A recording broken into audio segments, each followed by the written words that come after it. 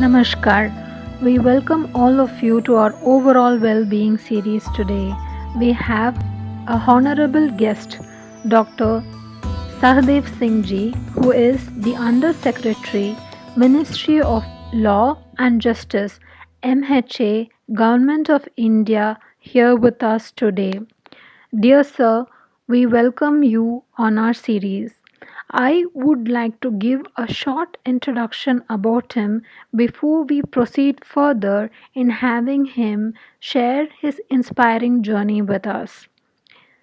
Dr. Sardev Singh Ji is an ambitious and hard-working person who has become an inspiration to many, and he was born in April 1968. Facing all the tough conditions, Dr. Sardev Singh Ji started his life from the roots of the village to serving the Indian government from the past 20 years with an excellent service record. He joined the Indian government services immediately after qualifying the 10th class.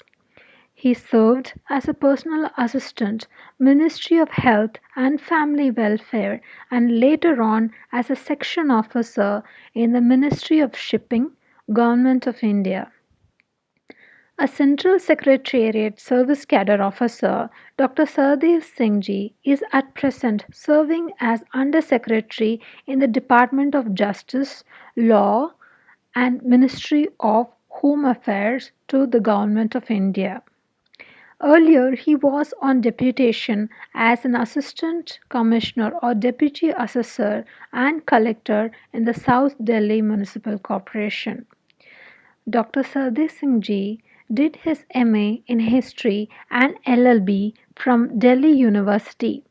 Then he went on to Malta and London to do his LLM in International Maritime Laws from IMO-IMLI.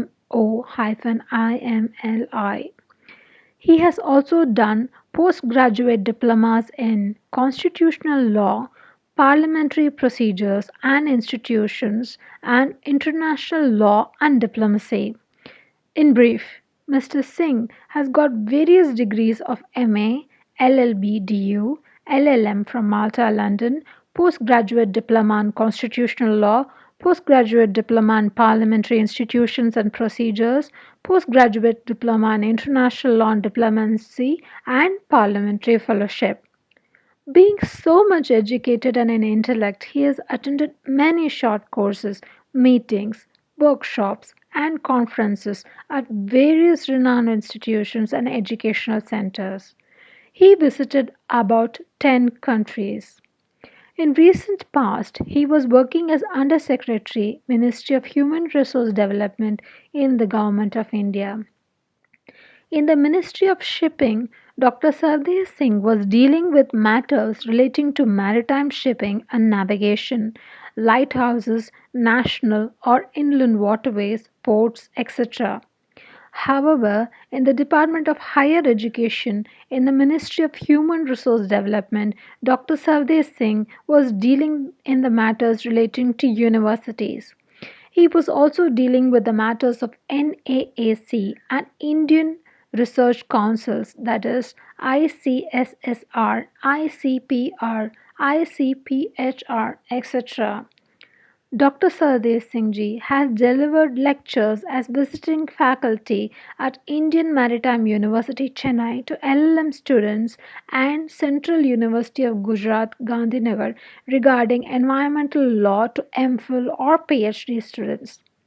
Recently, he also got many honorary philosopher of doctorate degrees PhD and honorary doctorate of laws LLD awards from different universities or organizations in various fields.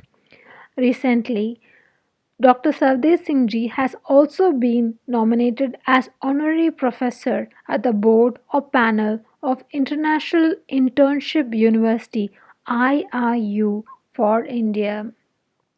Even during this COVID pandemic, he has attended and delivered many lectures and many webinars and seminars. His famous quote, is, according to John C. Maxwell, a leader who is one who knows the way, goes the way, and shows the way. Dr. Singh is a leader who has always tried to do the right things in the right direction. He has tried to create a vision that is inspiring either directly or indirectly to coach his teams and make them stronger. Thus, his leadership style has always created an inspiring vision for the future, motivated and inspired his juniors, colleagues, and known to engage with his vision and work effectively to achieve this vision. Dr. Singh has proved himself as a leader who wishes and works for the society regardless of his wondrous achievement. Engaging in community service provides me the opportunity to become active members of their community and has a lasting positive impact on society at large, said Dr. Sardev Singh Ji while talking to me. Community service or volunteerism enables me to acquire life skills and knowledge as well as provide a service to those who need it the most, he added. And on asking about his vision for life, Dr. Singh said, my personal vision is to have a life of meaning for myself and others. It is important for me to live my life in a way that shows kindness, care, and concern for family and friends and even strangers, he added. His journey does not end here, but any time he is likely to be promoted as a Deputy Secretary to the Government of India. We wish you all the best in your career, sir, and I'm honored to have you on our overall well-being series today. I thank you once again, and I welcome you to say a few words about yourself today. Yeah, yeah, thank you. Almost everything, Navina, you had already told about me in a small brief which you had just read in front of me. So, but anyhow, now some small questions you can raise. Accordingly, then we will discuss. Okay, Jay. Please go ahead. Sir, I would really like to ask you. I have read about your inspiring journey, and I would be honored if you would like to share your educational background of your parents because you have come from a very small village and you have come up to this level and you're serving the government of India. So, how did that happen, sir? Yeah, so far as my parents' education is concerned, so my father was in Indian Navy actually. So after 10th standard, he also joined in Indian Navy, and thereafter he qualified there as BTech in the radar technology, and thereafter he superannuated in 1986 as chief petty officer from there. Then he joined in Haryana government after retirement from the Indian Navy. He joined in Haryana government as physical training instructor, that is called PTI. And thereafter, the supervision in Haryana government. So just 1 month before in my village, so at that time there was the election of the village panchayat. So that was the lady seat. So my mother was elected for the village chief. We can say the village sarpanch, the panchayat sarpanch at that time. So he helped her in her village sarpanch role during that period also. So in a short while, I can say my father served in the Indian government, then the state government, and as well the local government being a panchayat officer there.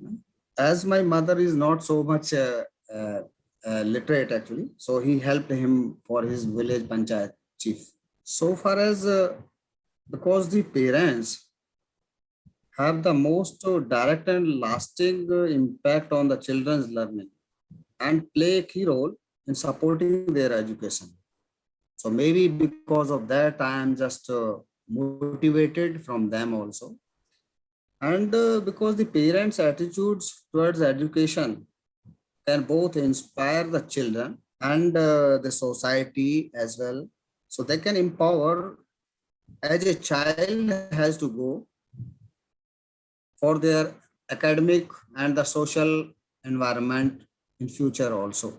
Now, so far as my educational background is concerned, so simply at the 10th standard pass, the matric standard we can say, then in 1989 I joined as Government of India service. Even before that, 1986 I qualified matric standard. Then I joined in ITI, that is called Industrial Training Institute, with the English stenography. And very glamorous to hear that I was married in the same year also, in 1986. So my whole journey is concurrently or simultaneously is just parallel, we can say, the functioning. This side is my family life, this side my educational life, and side by side is my also this professional life. So these are concurrently running from that day to till. So when I joined in 1989, I was grade D steno in Ministry of Health and Family Welfare. Even before that, I qualified the railway exam, that Jammu Kashmir at that time, Jammu Kashmir Railway Recruitment Board. Then the banking exam also I have qualified at that time, the clerical exam. Even I was just in the Indian Navy was also selected. But anyhow, I joined in Government of India. So that time this Staff Selection Commission Board conducted the exam and I qualified that and I joined in 1989 as grade D steno in Ministry of Health and Family Welfare, Nirman Board. Thereafter, then I qualified grade C steno exam. That is also the higher up ranks also. So then I was selected and nominated in Ministry of Shipping. And at that time it was called Ministry of Surface Transport. So that was the combination of both ministries, Ministry of Road Transport Highways, as well as the Ministry of Shipping. Thereafter, I qualified the UPSC exam, Union Public Service Commission exam, for the section officer. In 2003, I was selected and retained in the same ministry. So I served as section officer in Ministry of Shipping as well. So that was my very wonderful period actually in the Ministry of Shipping. From I had founded my whole career, I can say. I did law from there, LLM also, 5 postgrad diploma also from there. Not only that, I have visited out many countries and throughout many parts of the country as well. Being a shipping, so I have visited all the postal points of the country, major port trust at the time actually, even the shipyards. So that was my very, I can say, the golden period in the Ministry of Shipping. Thereafter, then I was in 2011 selected for the Undersecretary post. That was our promotional post. There is no exam for that. That is the seniority basis. So then in Ministry of HRD, 2011 to 14, I looked after many university charges, University Grants Commission, Central Universities, deemed universities, private university, like that. The higher education department, I function there. After 2014 to 2020, 6 years. So I just moved on deputation in the South Delhi Municipal Corporation. So as assistant commissioner and deputy assessor and collector there. Therein within 6 years, I functions almost all the department in the South Delhi Municipal Corporation. Even not only that, I worked along with the mayors also, secretary to mayor, and different field units, looked after all the charges there almost. 2020 August, I joined back in Government of India. Then Department of Personnel Training is our cadre controlling ministry. Then they nominated me and posted me in the Department of Justice. So where is now I am functioning. So far as educational background, you already talked about me also. I think need not to say more, but anyhow, after the 12th standard, then I qualified 12th standard, open school. Then in one sitting, I qualified graduation from Osman University, Hyderabad, 10th Haryana, 12th Delhi, graduation from Osman University, Hyderabad.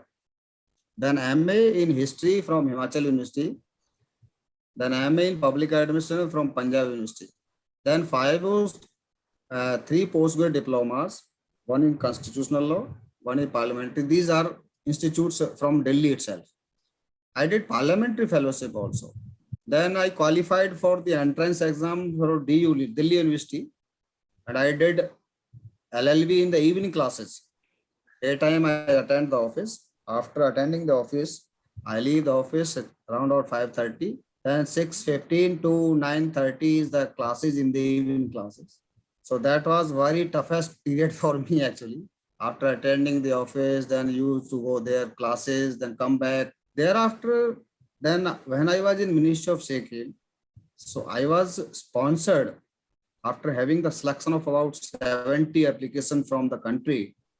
So I was nominated for pursuing this LLM in International Maritime Law.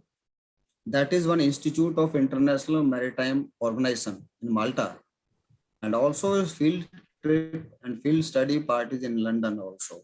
Not only that, being my so exposure and all, I had recently received about 4 honorable doctorates from public administration in HR, in my government business, like that. So these are the academic uh, portion is also concerned about me now. Yeah, you please move ahead. You're listening to the way you have carried forward your education and the way you have handled not only your education but your career and family life side by side is truly inspiring to us. You are really an awesome inspiration. Now that you have shared your education with us and how you have gone forward in your career, I would like to ask you one question. How and why did you choose government service instead of private service? What made you to do that? it's really because of today's nowadays scenario. Even government service is not too much. Even the young generation is moving in the private sector also because of some packages and all. There are a lot of facilities are being by the multinational corporations, companies, and from my point of view, why I joined at that time in the government service actually, because the government jobs are better than the private ones. I was feeling at that time because of the benefits which are we received from the government. The major benefits of getting a government jobs are the job security. So that is the main, which I also feel now during this pandemic period, because a lot of people just move their private jobs and all. If I had been there in the government, so I have a job security, be confident. Now I am feeling that. So I thought that with the stand I took at that time to retain the government service, that was really wonderful for me because the government jobs are non security not only, but have stability as well, and allowing one to work for a greater cause for the society. That is more or less directly effective to the country as a whole, where you are, where a concerned government officer is residing actually. Work life and the bonuses, fixed working hours, medical benefits, good salary, decent amount of off days, which are just like the 5 working days, and the retirement benefits. So all these are attracting a person, a young guy to just move in the government sector. But not only this, I can say the people who works in private sector have the better chances of growth also if they have the capability. He has sharpened his talent as well in the private sector. Yes, please. Yes, thank you very much for your inputs there, sir, on why you chose government service instead of private service. I'm sure many people do agree with what you have to say that the government jobs are much more stable compared to the private industries, given the recent pandemic situation and how it has taken a toll on all industries. So the next question I would like to ask you, sir, is please share your knowledge on your own words. How has your service changed lives of fellow citizens? Now we can define the public sector role here. So that is, in my own words, we can say that is threefold vital role as the provider of the public goods, guardians of the commons, and the promoters of the civic life essentials to our communities. These are the main fundamental characters of a public sector. We must believe that a civilized society cannot function effectively without effective government, and we make that effectiveness a reality each day to the degree we can attain it. We must commit to provide equal opportunity for all of our citizens to prosper and reach their potential as well.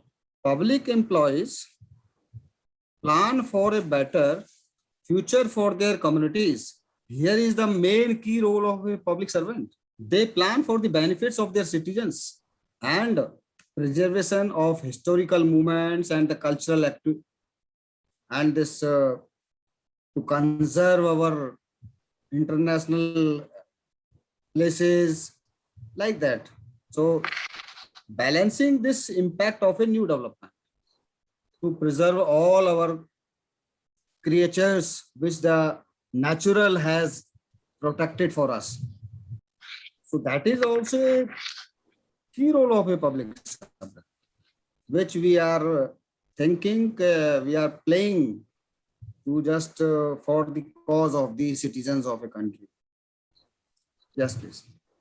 That's so beautifully. Or I can, yeah, I will also explain somehow. Here we can define the roles of a public servant also, because how a public servant should be. A public servant work for government, not for the citizens. They are responsible to the elected government, not any political party. They develop and deliver public programs or services, inform policy making, even to provide evidence based advice to the leaders. Here I can somehow define the moral duties of a public servant as well.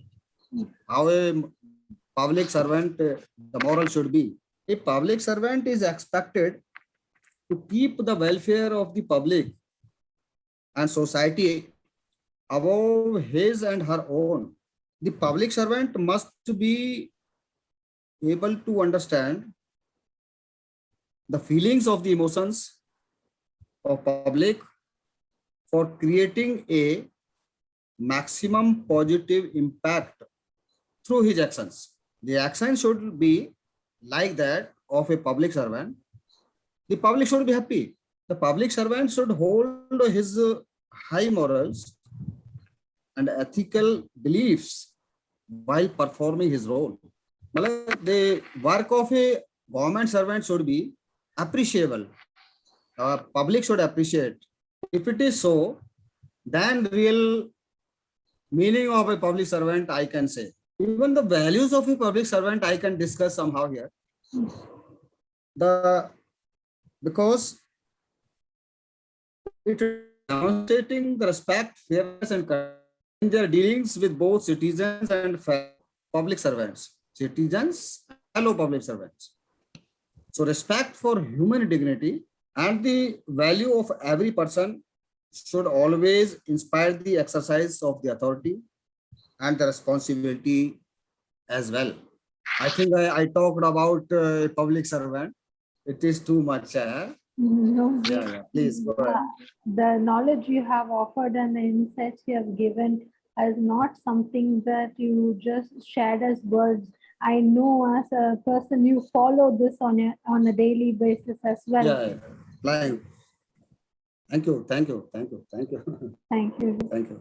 So, I would like to ask you, how do you manage to be so humble in spite of so many achievements of yours? Yes. Oh, I see. Yeah, just a moment before I told the work should be the respectable, the appreciable. Here I can say, being a public servant always think that we all are human beings,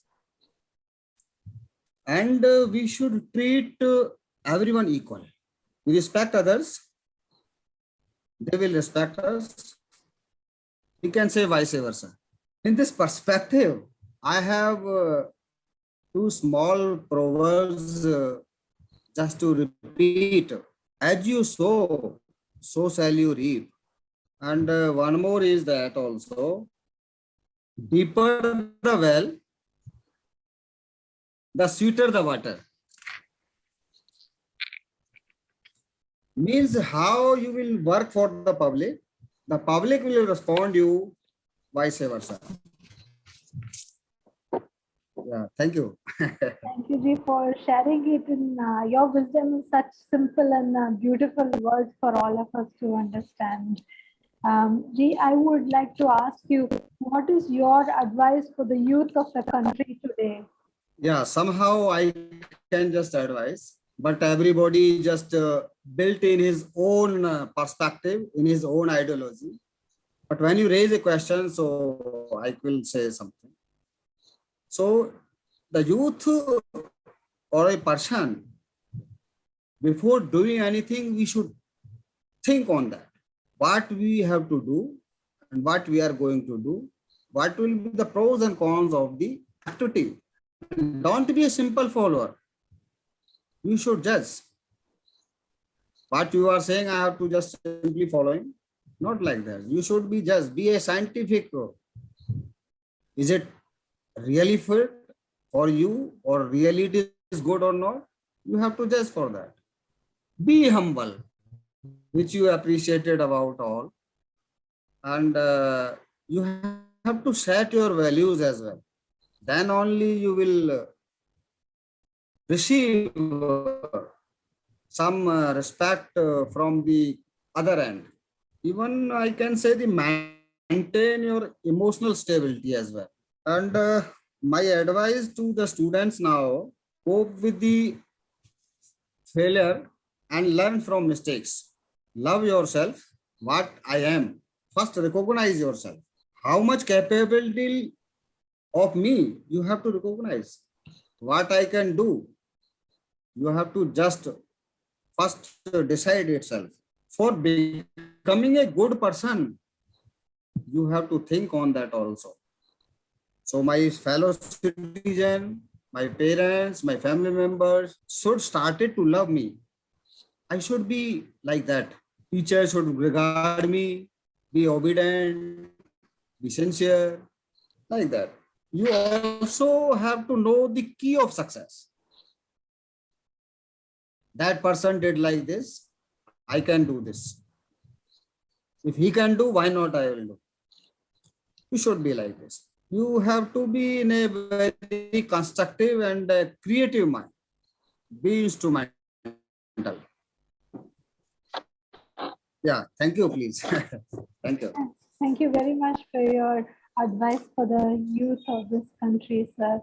Your advice to be humble, to have self-love, to learn from what you have already done, and to keep growing. It's really a wonderful advice. Thank you for that. Because this is an overall well-being series, I would like to ask you a few questions on well-being as well, with your permission. So what does well-being Yeah, please, please. what does well-being mean to you, Ji? Yeah, yes, please, yes. For me, the well-being is the state of being comfortable, healthy, or happy. Even though happiness is an integral part of our personal wellness, it includes other things like fulfillment of long-term goals. That will give you more happiness, more feeling happy. If I'll get something, I really be happy. I'm going to do this one. Really, that when you are going to get some positive feedback, so that would also correlative to our well-being and our sense of purpose and how in control you feel in life. Even well-being is not just the absence of disease or illness. It is a complex of combination of a person's physical, mental, emotional, and even the social health sectors. So that is a very much combination of physical, mental, emotional, and social elements, the activities. It's not a single word. Even I was thinking that well-being is a common word or a hyphenated word. Being when the verb and adjective is combined together, it should be always hyphenated. But here we have a combined words of combinations of physical, mental, emotional, and social. Well-being is strongly linked to happiness and our life satisfaction of works.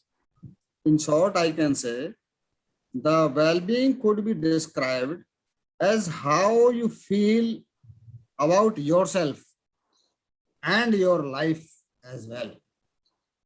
That's from my perspective, my words actually relating to well-being. Please. Thank you, Ji. It's nice to know that you see well-being as a holistic approach and not just one Yeah, part, yeah. but including and encompassing of every other element around it as well. Ji, the next question I would like to ask you is, what types of well-being practices do you follow in your daily life, especially with such a busy schedule Okay. of yours? Yeah, yeah, yeah. Yeah. Actually, how does the wellness use in our daily lives? That depending how we have to manage our nutrition and exercise. Both are combined each other. We can achieve good wellness both of the combination. If you have a good nutrition diet or the exercise regularly, so your mental health will be fit, physical as well. So both are correlated each other. Wellness especially important as we the aged people like me, because regular exercise and proper nutrition can help, we can say, the prevent a variety of ailments, including vascular disease, obesity, and I can say this the saving of the fall of risk of heart attacks, like that also. And you have to share your ideas, what the thoughts. If suppose I am feeling in a very negative sense inside, you should share. You'll share something here and there, so it will be diverted. So then really and automatically the positivity will come out in your inside and you will feel be happy. So for that, you should connect with other people also. Share your ideas and try to improve your good relations with the your surrounding persons. That is the more. And you should involve in physical activities. So that idle work is devil workshop. I have seen that, na? That is also a proverb. Khali baithe shaitan ka ghar, na? So that is a proverb. Yes. Being active is not only great for your physical health and fitness, but also mental health as well. And try to be focused on the present, not to be past. Let bygone be bygone. What is in your hand now? That is already gone. But in the present, based on that, we can just think for future. Not too much of the future also. If I would have been like the PM, if I would been like that CM, why, how it can be? It should not be so imaginary. So as usual, you have to be live in the present. Be think on the present side. So that will automatically be control your feelings and even you should feel happy. And that is also correlated with the well-being. And also I can say eat well, sleep well, take a break, do something which are good for you, like that, which will motivate or boosting itself your inside. I think more sufficient I have told about. The, Yeah, please. of the advice that you gave, the most important advice that you feel that you've shared with all of us here today is that one should Exactly. be in the present, this moment. That is what matters the most. Yeah, very important, very important. Yeah, yes, please. Ji, I would like to ask one more question related to well-being. What is your concern related to well-being for the whole world? Oh, now we are talking about the whole world. Anyway, so let's we start to this. What is well-being and why is it important? So, feelings of well-being are fundamental to the overall health of an individual, enabling them to successfully overcome difficulties and achieve what they want out of your life. Past experiences, attitudes, and outlook can all impact well-being, as can physical or emotional trauma following the specific incidents. Now, as I told some technical words, no? Yeah, some these I can say there are some issues that impact the health and the well-being. That almost we discussed.